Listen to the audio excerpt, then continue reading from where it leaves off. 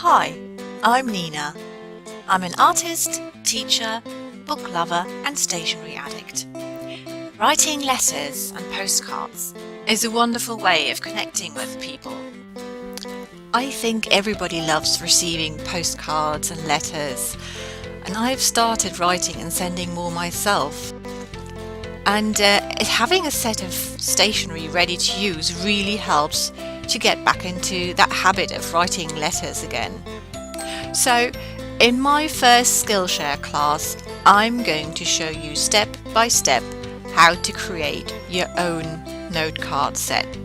We are going to cut our cards, and I'm going to show you several ways of how you can personalize your cards without having to be able to paint or draw.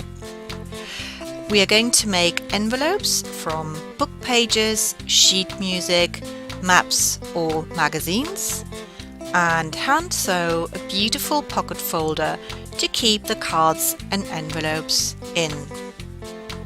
So, whether you want to start writing more letters again or are looking for a cute gift to make, why not join my class? I'm really looking forward to seeing you there.